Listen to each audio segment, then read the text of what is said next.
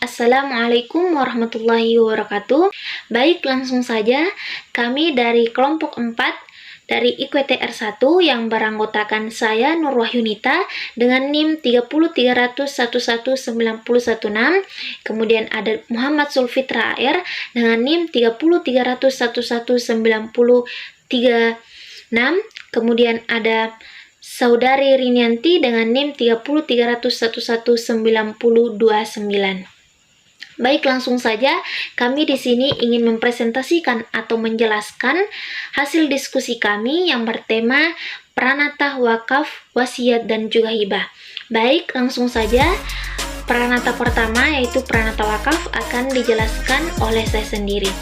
Pengertian wakaf yaitu menurut para ahli bahasa menggunakan 3 kata untuk mengungkapkan apa itu wakaf. Kata pertama yaitu al-wakaf yang artinya wakaf, kemudian kata kedua adalah al-habs yang artinya menahan, kemudian yang ketiga adalah at-tabsil yang artinya berderma untuk sabilillah. Nah, itu menurut bahasa, sedangkan menurut istilah yaitu menurut pendapat dari Muhammad Jawad Al-Mukniyah, wakaf adalah sejenis pemberian yang pelaksanaannya dilakukan dengan jalan menahan harta itu, menahan kepemilikan harta tersebut, lalu menjadikan manfaatnya itu berlaku untuk umum. Nah, kemudian wakaf juga bisa diartikan sebagai suatu perbuatan hukum dari seseorang yang sengaja memisahkan atau mengeluarkan harta bendanya yang mana manfaatnya itu untuk keperluan di jalan Allah Subhanahu wa Ta'ala. Nah, kemudian poin yang kedua yaitu dasar hukum wakaf. Yang pertama itu dalil Al-Quran, di mana di Quran surah Ali Imran ayat 92 berbunyi Bismillahirrahmanirrahim, lan tanalul birra hatta tunfiqu mimma tuhibbun wa ma tunfiqu min syai'in fa innallaha bihi alim. Yang artinya, kamu sekali-kali tidak sampai kepada kebajikan yang sempurna sebelum kamu menafkahkan sebagian dari harta yang kamu cintai, dan apa saja yang kamu nafkahkan, maka sesungguhnya Allah Subhanahu wa Ta'ala mengetahuinya. Kemudian dalil dari as-sunnah dan ijma, mungkin teman-teman bisa baca langsung dari makalah kami. Kemudian poin yang ketiga yaitu unsur-unsur atau rukun-rukun dari wakaf. Unsur-unsur atau rukun-rukun dari wakaf itu ada 4. Yang pertama itu ada wakif, kemudian ada mauquf alaih, kemudian ada mauquf, kemudian yang terakhir adalah sigat atau ikrar. Nah, yang pertama adalah wakif, yang diartikan orang yang mewakafkan. Nah, wakif adalah pihak yang mewakafkan. Nah, wakif itu harus mempunyai kecakapan dalam hukum atau kamalul ahliyah. Nah, kecakapan itu dalam 4 kriteria. Yang pertama itu merdeka, kemudian berakal sehat, kemudian dewasa, dan juga tidak di bawah pengampunan. Nah, kemudian rukun yang kedua yaitu mauquf alai atau orang yang diberi amanat wakaf. Mauquf alai dalam literatur fikih kadang diartikan orang yang diserahi untuk mengelola harta wakaf. Kemudian yang sering juga disebut sebagai nazir. Kemudian rukun yang ketiga yaitu adalah mauquf atau harta benda dari wakaf itu sendiri. Perbincangan fikih mengenai benda wakaf itu bertolak pada yang pertama itu jenis harta, apakah bendanya itu bergerak atau tidak bergerak, atau bisa saja keduanya. Mazhab Syafi'i dan Hambaliyah itu tergolong masuk dalam membolehkan harta tak bergerak sebagaimana objek wakaf. Kemudian sementara Hanafiyah dan Malikiyah itu cenderung membolehkan wakaf harta bergerakkan. Nah, kemudian rukun yang terakhir itu ada sigat atau ikrar.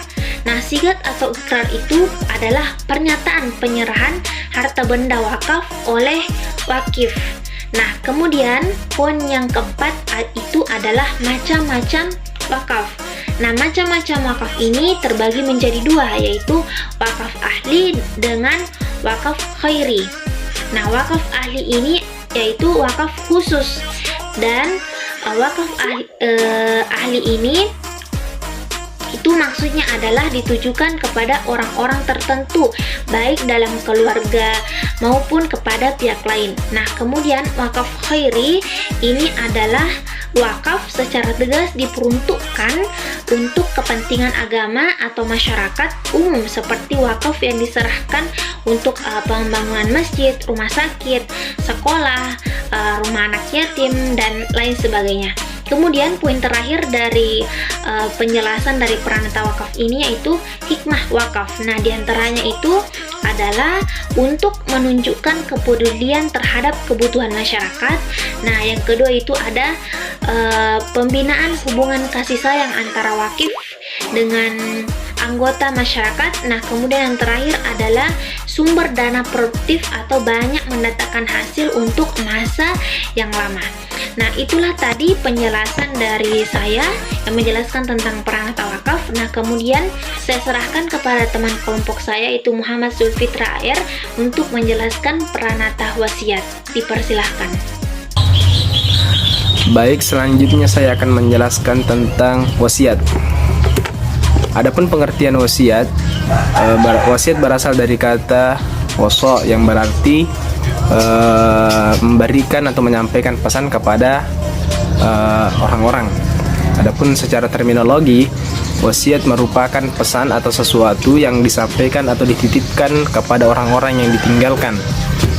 Adapun dalil wasiat ini dapat ditemukan pada Quran surah Al-Baqarah ayat 180 yang berbunyi, Kutiba alaikum idza hadara ahadakumul mautu in taraka khairanil wasiyatu lil walidaini wal aqrabina bil ma'ruf haqqan 'alal muttaqin. Yang berarti atau terjemahannya adalah diwajibkan atas kamu apabila maut hendak menjemput seseorang di antara kamu, jika dia meninggalkan harta atau berwasiat untuk kedua orang tua dan karib kerabat dengan cara yang baik, sebagai kewajiban bagi orang-orang yang bertakwa. Adapun hukum dan rukun wasiat. Hukum sendiri dari wasiat itu adalah secara hakiki mandub atau mustahab atau disunnahkan. Hukum ini berlaku bagi orang-orang yang sehat dalam keadaan jasmani ataupun rohani, maupun dalam keadaan sakit. Adapun rukun-rukun wasiat dibagi ke dalam 4. Yang pertama al-musi atau orang yang berwasiat itu sendiri, kemudian al-musalahu orang yang menerima wasiat, kemudian yang ketiga al-musabihi sesuatu yang diwasiatkan, kemudian yang keempat adalah sigot atau yang dikenal dengan kata ijab dan qabul. Kemudian macam-macam wasiat terbagi ke dalam 2 hal. Yang pertama ditinjau dari segi lafaznya, terbagi 2, yakni wasiat mutlak dan wasiat muqayyad.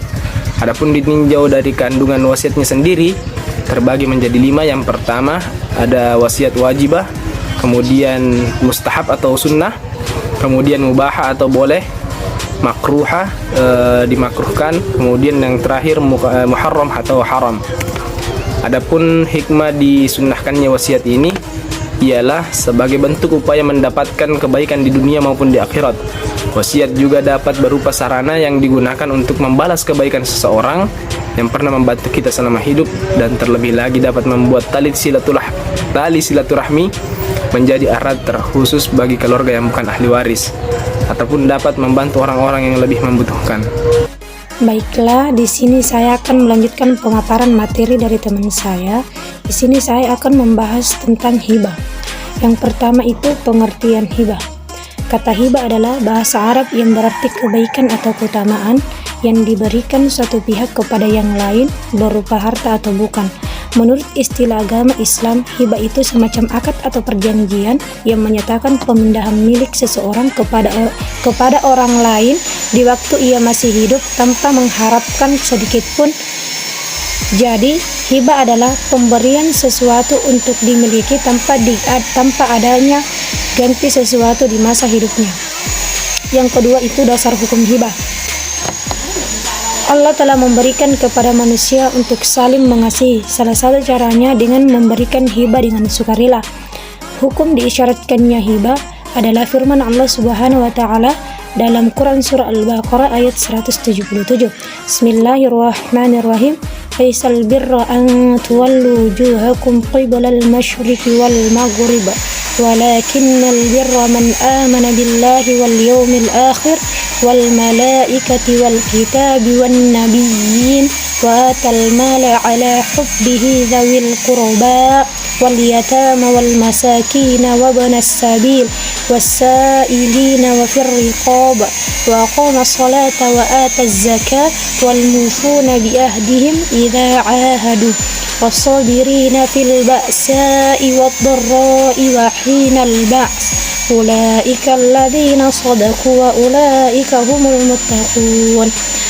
Artinya, bukanlah menghadapkan wajahmu ke arah timur dan barat itu sesuatu kebajikan, akan tetapi sesungguhnya kebajikan itu ialah beriman kepada Allah di hari kemudian, malaikat-malaikat, kitab-kitab, nabi-nabi, dan memberikan harta yang dicintai kepada kerabatnya, anak-anak yatim, orang-orang miskin, musafir yang memerlukan pertolongan, dan orang-orang yang meminta-minta, dan orang-orang yang menepati janjinya, apalagi ia berjanji, dan orang-orang yang sabar dalam kesempitan, penderitaan, dan peperangan. Mereka itulah orang-orang yang benar imannya, dan mereka itulah orang-orang yang bertakwa.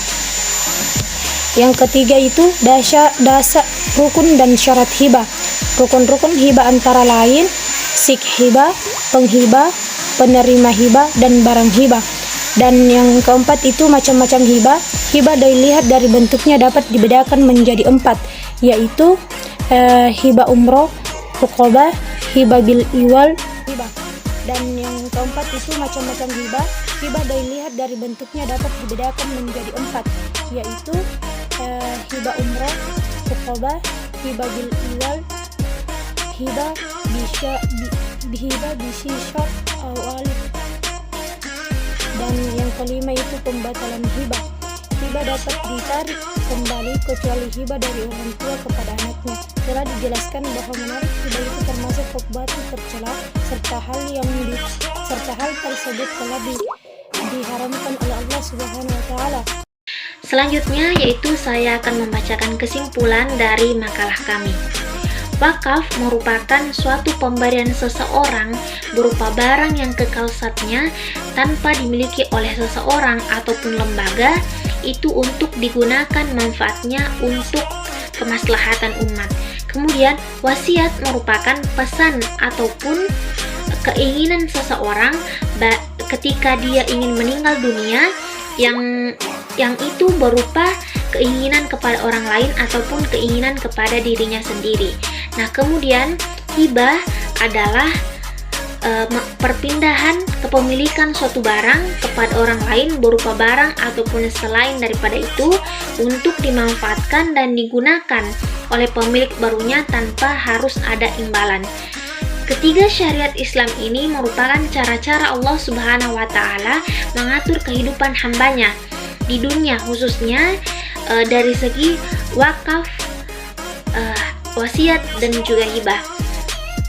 Ketika kita menjalankan ketiga jalan ini, yaitu semata-mata untuk mendapatkan keridhaan Allah Subhanahu wa taala.